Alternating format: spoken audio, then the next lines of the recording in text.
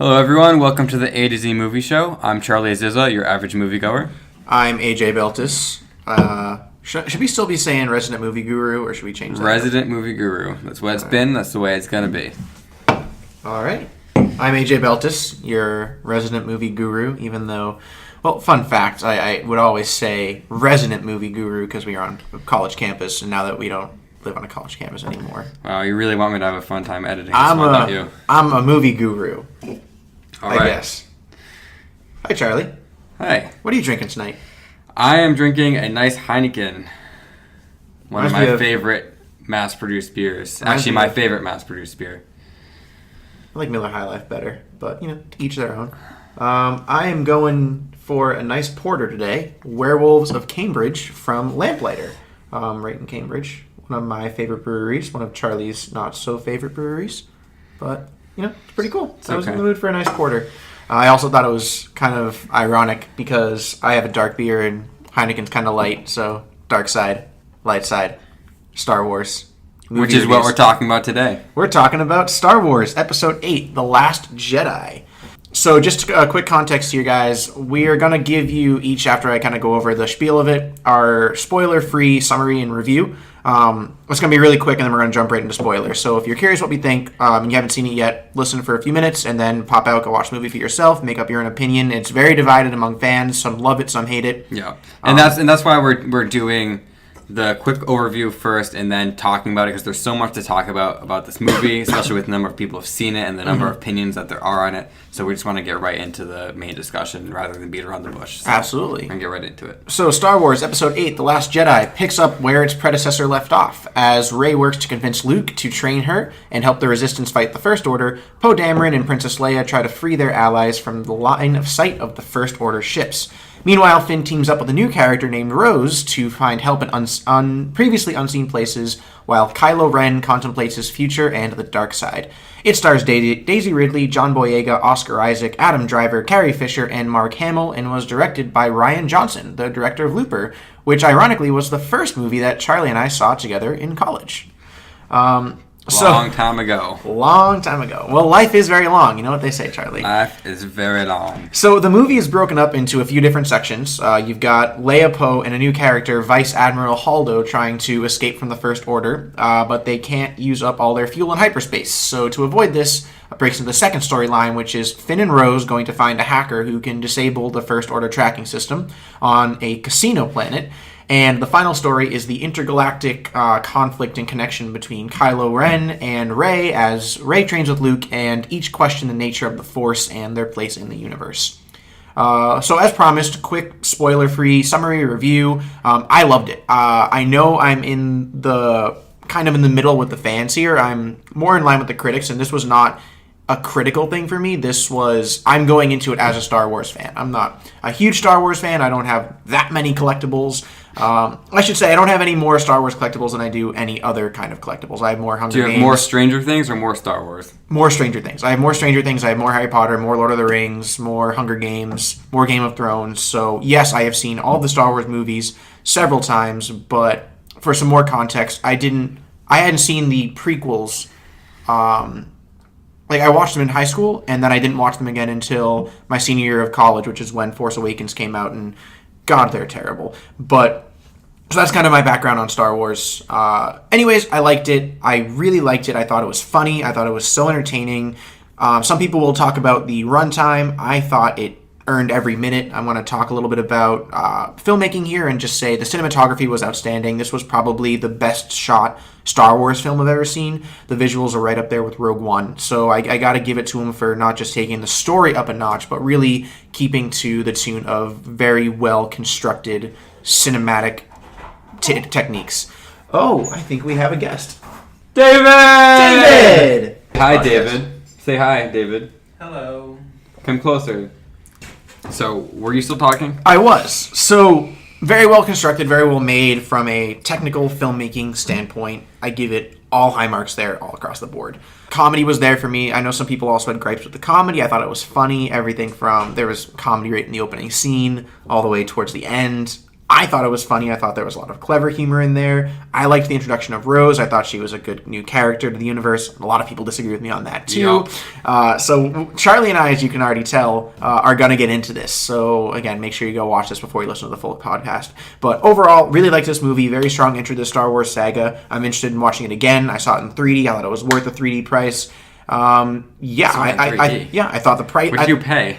It was like $11. It was a morning show. Not bad, okay. So, good visuals, good story, good humor, good action. The action in this movie was so fun. I thought it was intense. I thought there was a lot of depth of thought in there. A lot of people also said, and I agree with this, that there's a lot to do with the Force in this movie, not necessarily with being the Jedi in lightsaber, but more so a Jedi in practice, which I thought was kind of cool.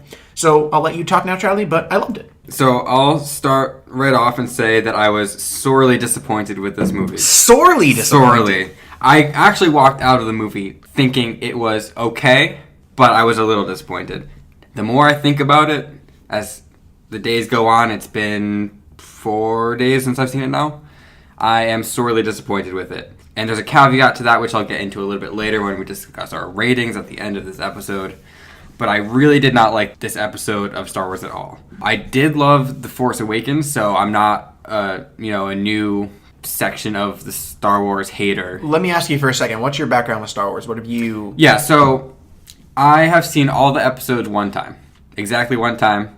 Actually, maybe episode 3 I've seen twice, maybe. When did you watch these movies? I watched episode 3 once in 8th grade or something, and then I watched all of them at once up until The Force Awakens, of course, in high school.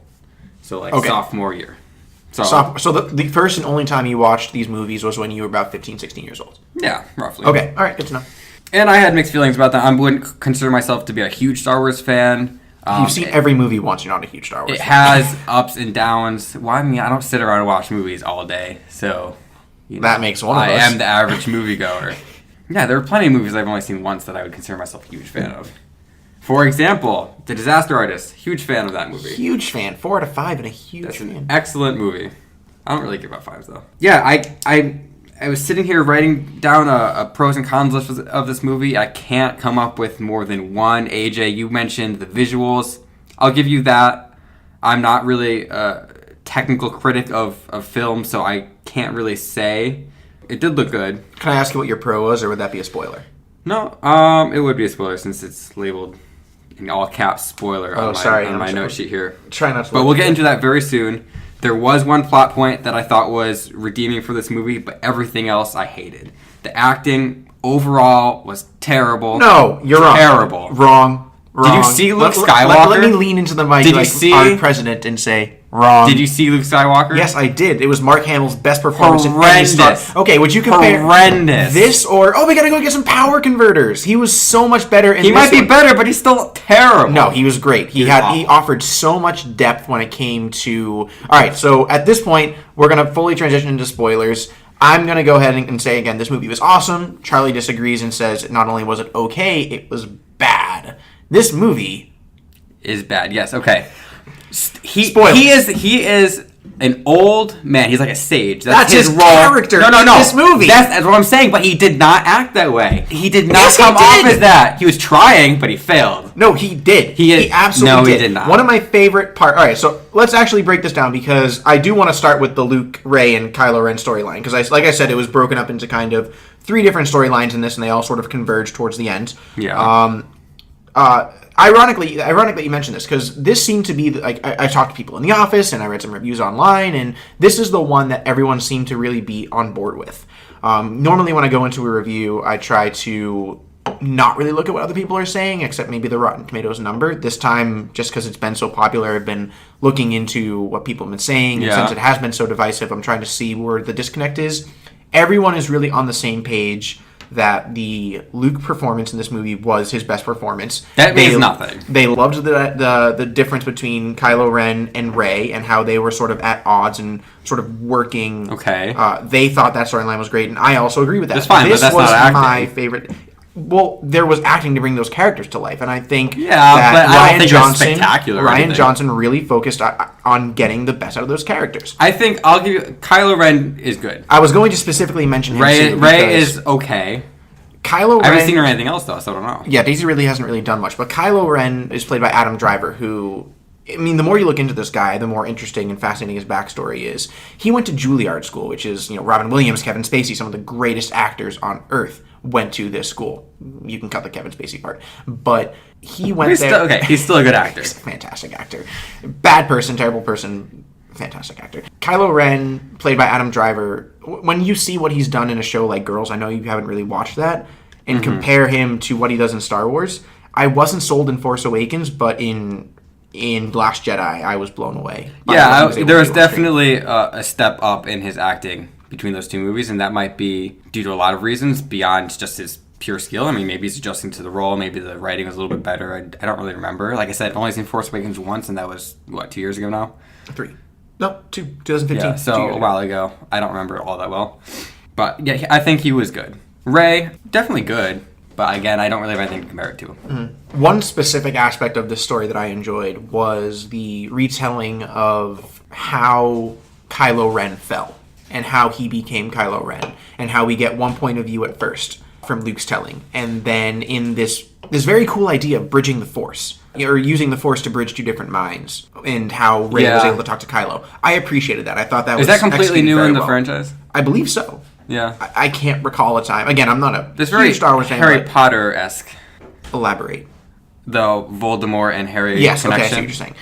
Interesting. I didn't dislike it. I thought it was added a dynamic. So that was kind of cool. I thought there was also some humor there where Kylo Ren was shirtless and Rey was like, can you put something on? I really don't want to look at you like that. So good humor in those sections, but also a lot of depth. I don't really recall that, but I hope it was funnier than the way you just put it.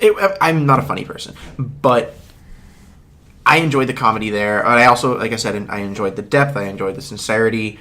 So that story retelling all the way up to seeing what actually happened was pretty cool. It was nice that we saw a more dark side of Luke Skywalker. Well, that's another thing people thought they were going to go a little bit more into in this movie was the gray force, the idea of not necessarily a balance, but accepting that there is both dark side and light. So, okay, here's one thing I want to point out. Luke Skywalker, his character as written, is the worn down old man because of what happened. He's given up on the Jedi, whatever you call it, Force or whatever.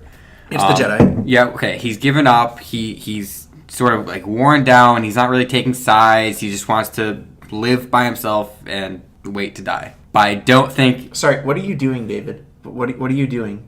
David doesn't want to be spoiled, and so he's wearing headphones. I think the character as written was well done. It was believable for Luke and based on what he went through, and it fits in well with the plot. Mm-hmm. But I don't think it was executed well by... What's the actor's name? Mark Hamill. You just pissed off a lot of fanboys. I don't care. I don't see where you're getting... I respect your opinion about thinking a performance is good or bad. That's totally up to the subjectivity of the viewer.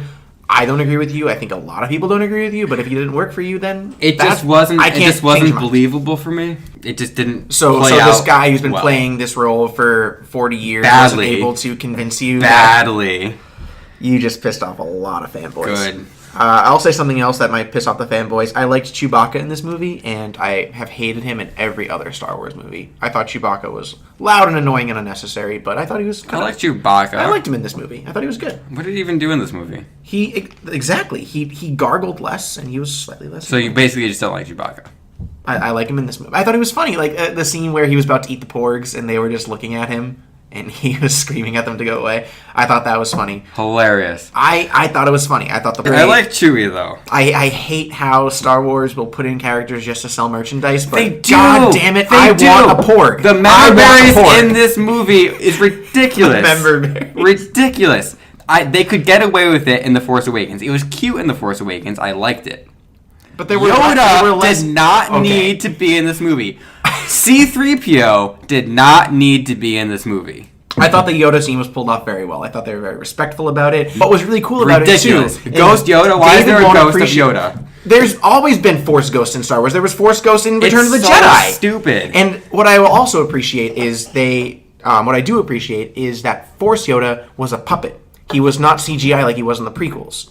So they went back to the roots of OG trilogy That's cool. to make him seem like OG Yoda. He didn't need to be there at all. They could have had nothing. No, because I thought it was a good call out when he struck down the tree, and he was like, real page turners they are. I do a bad Yoda, but I thought that was kind of funny. Good humor, but also good meaning. So you're behind it. gonna bring back Ghost Yoda just to be a little funny? Because you can't be funny Did elsewhere? you miss the part where I said there's also good meaning behind it? About the whole idea of destroying the books, despite the fact that you can't stay tied to these books. You have to deal with what's going on right now, which might have some double meaning in the world right now, but I thought that was still within the world of Star Wars. Pretty cool and very deep. I won't say that there was no meaning to it, but it's a clear appeal to the old fan base.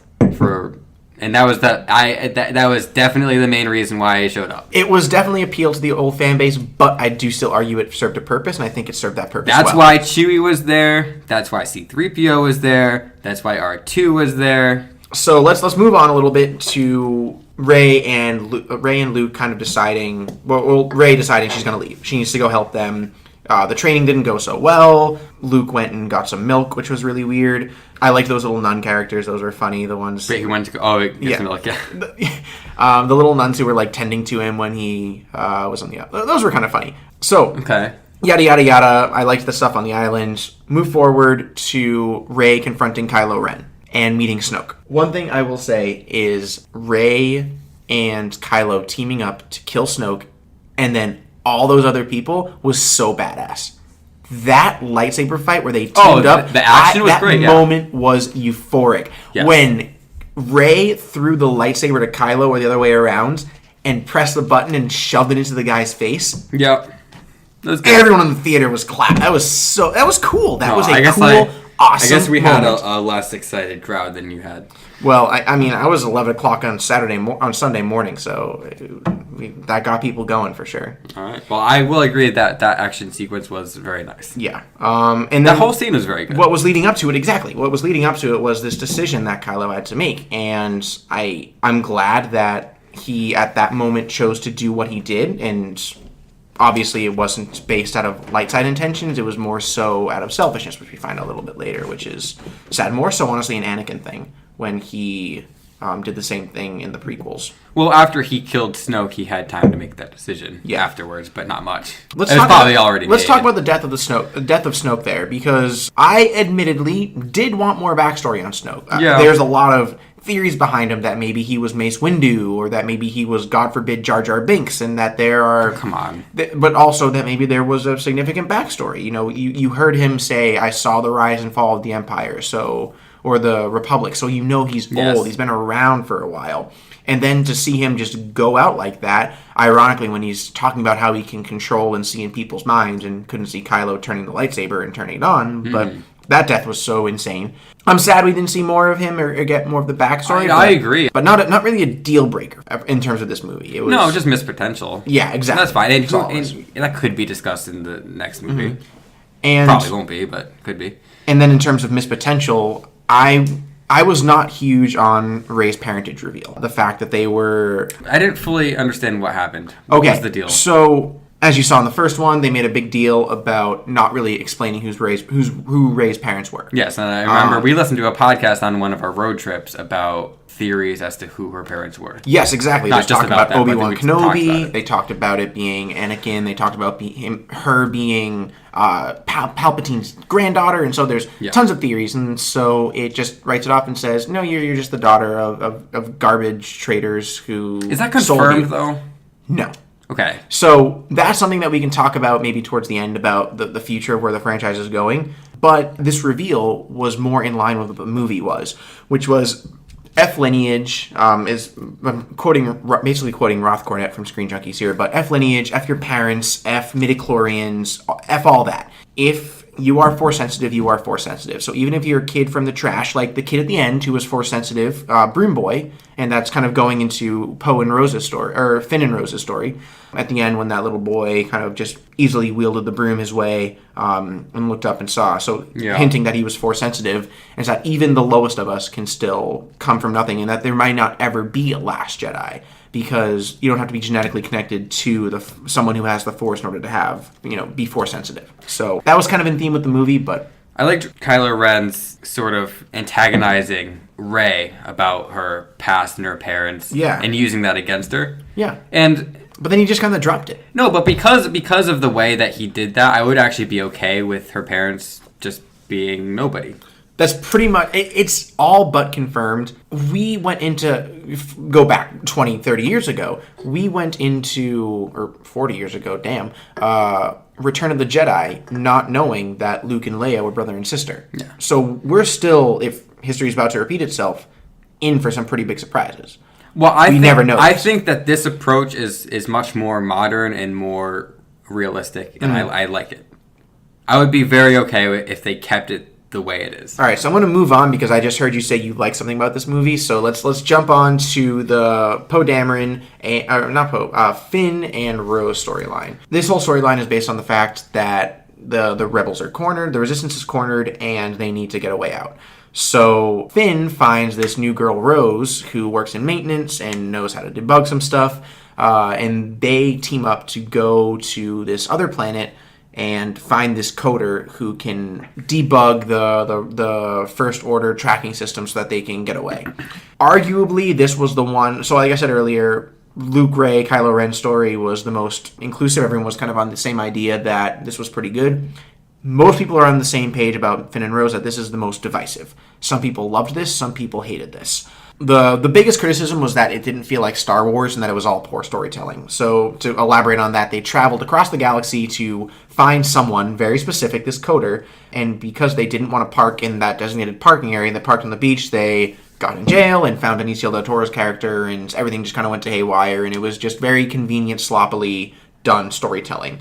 Ultimately, it led to nothing because that didn't end up even happening. They didn't shut down, and Benicio del Toro sold them out and caused the death of thousands of people, and it ultimately had no effect on the story.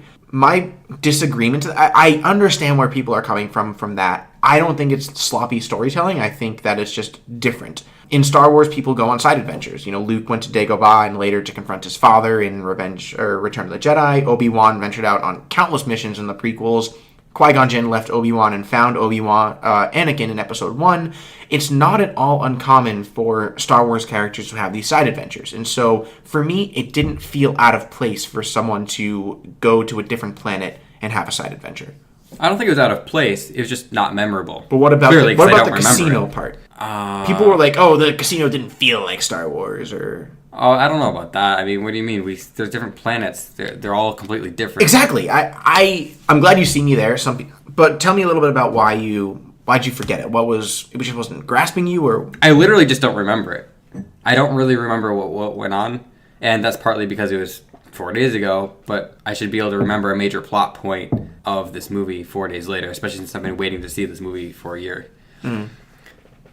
I didn't see it as forgettable. I wouldn't even say it was the least memorable of the three. I would say that Poe, Dameron, and Leia's storyline was the least memorable because Leia was unconscious for half of that time. So I, again, disagree on this, but... I mean, I don't have any major gripes with it. It was fine. It's just, like a lot of this movie, it didn't mean anything. It didn't do anything for me. I don't feel it did much for the plot of the whole franchise. For the movie, sure. Okay, I'm going to disagree with you there. No, and I think that's true for everything that happened in this movie besides Snoke's death. So I'm going to disagree with you there. Luke's death had a huge impact. Kylo and Rey's eventual teaming up, realizing that they do share some common ground, and then breaking up, I think will have a huge effect on the sequels. So right in there, I think you disagree. And it could on the sequels, but for this movie, I mean... No, you said the franchise, and I think... It could, but we don't know that. Well, you never know how anything's going to impact a franchise.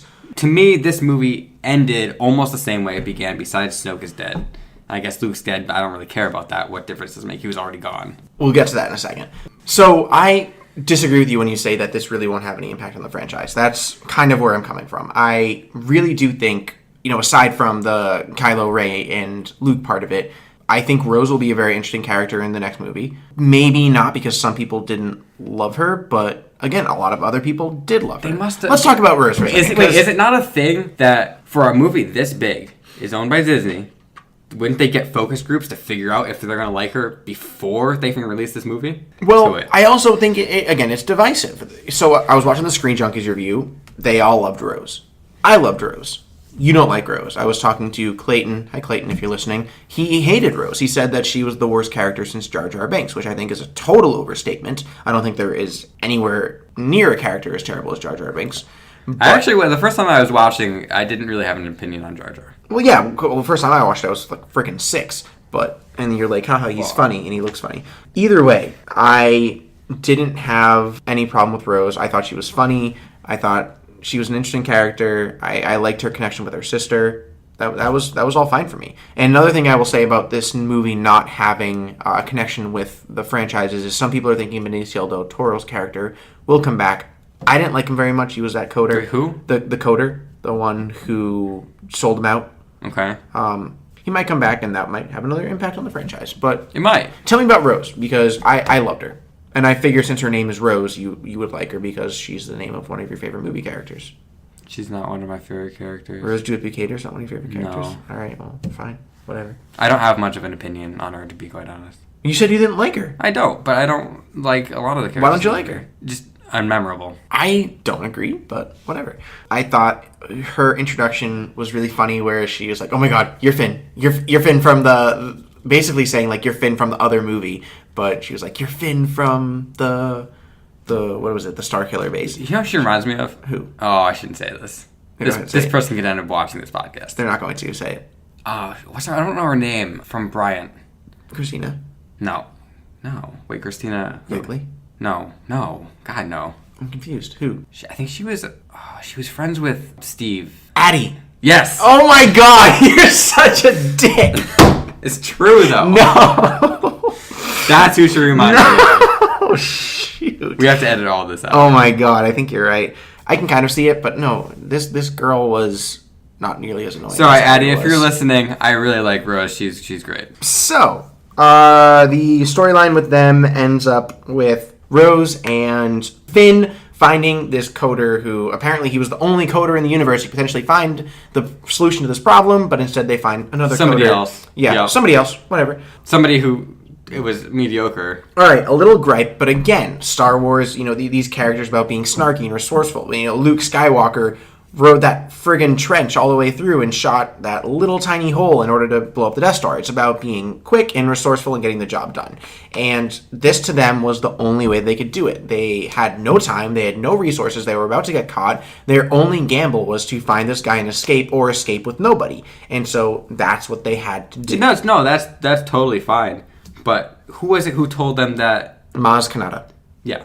Katana Kanata. Who I do like that character. Yeah, but she was in this for 2 seconds, which was also kind of a bummer. Yeah, I like her. But what do you mean? This is the only person who can get this job done. What are you talking about? Mm-hmm. That's well, a major Skywalker character flaw for what's her name again? Maz. Yeah. Who I liked. But I'm not so sure about her. That was kind of an underwriting, but I feel like it redeemed himself. And even when they broke up, and Finn and Rose went one way, and the collector guy went another way, the coder guy went one way, they eventually came back together in the spaceship, and so it felt natural. It felt resourceful. I can see why people thought it was out of place, but again, Star Wars is about working with what you got. It's fine. So I enjoyed it. And then ultimately it leads to the fight after and we'll go more into this when we talk about the next section, but when Holdo, or whatever her name is, runs the Resistance ship into the First Order ship. I like that. So we'll talk about that in a second. That was good. But post that scene, we get the Finn versus Captain Phasma fight, which was awesome. That fight was so cool. Captain who? Captain Phasma, the one who, FN 2187, you are always scum. Rebel scum. I thought that was cool. And it was short, yeah, and we didn't get a lot of Phasma, and then she died. Yeah, I'll agree. But the fighting there was really cool. And you got Finn going like, come on! And it was a cool action scene. I enjoyed that fight. Okay, fair. Some people thought it was stupid. I did like when what's-her-face kamikaze that thing into the Snoke's ship. All right, that so was legit. It sounds like we're done with Finn and Rose. Let's yes. formally transition into that. The first thing I'm going to say was the Leia as Mary Poppins floating away scene was dumb. That angered me, and it angered a lot of people. And It's the implication that Leia is force sensitive, but first off, when you're in the vacuum of space, you die. And I shouldn't really be complaining because they did the same thing in Guardians of the Galaxy. There's also no sound in space, but yet here we are with sound. Yeah, well, Star Wars. Although there were actually a couple clips where they did show it with no sound, I believe. Yes, movie, exactly. Was kind of cool. Including the kamikaze part. Was it? Yes, there was no sound Cool. in that. They even I did silent. appreciate that. So, yeah, Leia Poppins floating through space. Didn't like that. Stupid. Yeah, stupid. So Why Well, blow her Mark out of the bridge anyway? If you want to get rid of her temporarily, do it in a way that's more believable and more less stupid. another grievance that people have in this whole section was Poe not being let in on the plans. People are saying that they should have let Poe in. There was no excuse for them to not just tell everybody who was left because there were only about a couple hundred of them. And Holdo, who took over for Leia after she was incapacitated, should have just been transparent and said, we're getting everybody off the ship. She was the worst. But that's okay. She didn't. And yeah, I'll say that She she's didn't the have worst. to be a good leader Yes. to be a good character in the movie.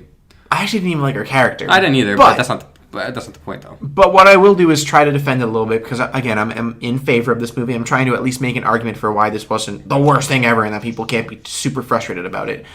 The reason that she didn't tell Poe anything is she had the trusted group of people on the bridge. Right. Why would she tell this guy? Leia had... What's his rank? He was a commander, and he did have people working for him. But he's not... The argument was that he was a commander, he had people working for him, he was a rebel, and so if she did not tell him things, and he assumed the worst, he was going to go about his rebellious ways, get people to fight against her, which ultimately he did, and she should have been aware of that. That's how it works in real life. Just because you were once in power doesn't mean you get to continue to be. I agree with you. I think she's looking at somebody who had just been demoted, whose trust she does not have yet. He's not proved himself. And there is also the argument, again, that she should have just told everybody, Poe included. Therefore, everyone would have been on the same page.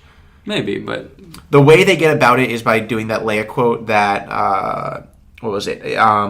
Hope is like the sun. If you have to see it to believe it, you'll never make it through the night.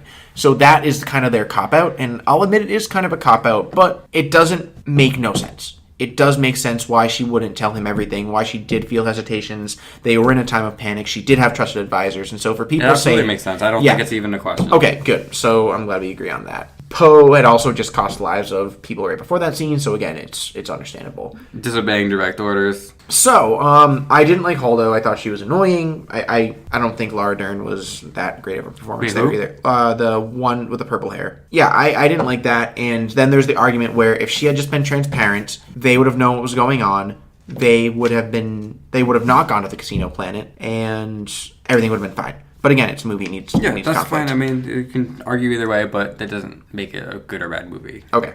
So in that case, let's just jump to that hyperspace scene, because that was incredible. Yeah. When she looked in and you hear General Hux being like, move this ship! And he just... It goes, and she just goes right through. Huge. It tears away, and it's silent. You don't even know what she's doing leading up to it. Well, okay, but you don't necessarily know as the audience, which is cool. And then she does that, and it's incredible. The way it was visualized is great. The effect is great. Effects were sensational. I loved it. Yeah. That was very cool. So that was really my redeemed her character. Mm-hmm. A lot of other people also said that, hindsight 2020, they should have switched Holdo and Leia. Because Carrie Fisher, R.I.P., had she been the one who rammed into the First Order ship, they would have had a very heroic ending for her character. And Holdo would have been able to come into the next movie. Now we're going into the next movie without Han, Leia, or Luke. Assuming Luke doesn't come back as a Force ghost. Finally, though. Let's get rid of some of these old characters and move on with the story. Well, that's opinion. So anyways, they all converge in the final scene on this rebel planet. I no complaints here. I thought that was really cool. I liked the Force projection from Luke, which... It took me a while to realize this, but that was ultimately what killed him. The fact that he was projecting himself across the galaxy for so long, that is what ultimately drained him and led to his death. Otherwise, I thought it was just a very, now I'm gone, which I thought was dumb. But looking into it now, it makes a little sense. He was sacrificing himself for the good of the Resistance. It wouldn't bother me either way. I'm fine with either way he died, but I did like that. One other super minor grievance, but... It's very ironic how there were 80 ships, I think, that left from the Resistance ship and went to the Rebel base. Like transports? Yeah, and there were maybe 5 of them left, and one of them just happened to have all of our main characters on it. I mean, that's movie, but there were statistically, they were dead. The ship with Leia on it and with Poe they Dameron on it. They would be protecting Leia more than they would be protecting. Yeah, but no one knew. No one knew who had who on what ship. They the First Order didn't realize they were just shooting. They were just going. No, I understand they did, but the as a fleet they would put. I'm pretty sure they were just location. floating along. I don't think there was really much. I mean, maybe I don't remember how that went, but so that's the Poe and Leia storyline. Kind of dumb, but pretty solid ending with the hyperspace. So Final Planet. Again, very well shot, very good effects. It reminded me a little bit of almost the Helm's Deep in Lord of the Rings: The Two Towers, where they were, is there no other way? Is there no other way? When Aragorn was trying to get them out. So that was kind of reminiscent of that. And then Luke, just like Gandalf, came in to save the day. Let's not go that far. Look to the east on the whatever the third day of whatever. Anyways, thought it ended well. I'm very excited for the next movie. I want to see what's gonna go down in the next movie. I want to see if Kylo's gonna turn. I want to see if Rey's parentage is confirmed. I want to see if Rose is alive. So yeah, I'm fully invested. I'm excited, and I love this movie. It never felt long for me. Thought it earned its runtime. The humor was great. The editing was great. I'm on board for this movie. So okay, I actually do take back that I don't think Luke's death was meaningful or important. It will depend on how the next movie goes, or episode 9 goes. But I think that it could play a significant role, or at least a symbolic role in the eyes of the rebellion, or the resistance they call it now. Mm-hmm. So, just for some more context, Obi-Wan died in episode 4, but then he came back as a Force Ghost in episode 5. This trilogy is all about echoing the first trilogy. It's all about making money. It's all about member berries. AKA money. All right, so we're getting up there in time. We're nearing 45 minutes. We're going to edit quite a bit out. So I'm going to let you go first in ratings. I think I went first last week. Okay. I'm going to give this movie a 2.5 out of 5. 2.5 out of 5? Now, hold on. Like I said, that is a tentative rating. It's going to depend on how episode 9 goes. If this movie turns out to be... No, 1 sec. I'm sorry. I call BS on that. Why? You need to look at... You can look at this dependent on the previous movies. I'll give you that. You can say, depending on what I saw in this. But this movie, as it is, standalone, only given what you have right now. You can't retroactively go back and say, I changed my rating. Yes, of course you can. No, you can't. What do you give this movie right now? I'm giving it 2.5 out of 5. And then if episode 9... If this movie builds up to episode 9 in a way that makes episode 9 better, then the rating for this movie goes up. I understand what you're trying to say. If it turns out to be a Harry Potter 7 part 1... I was just going to say that. If it does, and I'm not saying it will, then my opinion of this movie will increase. I think... For now, it's a 2.5 out of 5. I think, we all think, splitting the Harry Potter movies was a bad idea. No, I don't think it was a bad idea. I think it's a terrible idea. I'm okay with 7 part 1. That's fine. No, it's bad. It's boring, yes, but I think it's worth it for the second one. It's fine. I have no problem with that movie. No, I would just rather watch 30 minutes of Harry Potter and his friends going camping and then tack that on to the cool Battle of Hogwarts. Anyways, please continue. That was it. That was my point, yes. So give me kind of summary about your justification of reasons aside from if it ends up being better. So why a 2.5? Like I said, I think that this movie ended as it started. I don't think much changed. Basically, the Resistance was struggling to survive and get by the whole time of the movie, which they did, and that's good. Snoke died.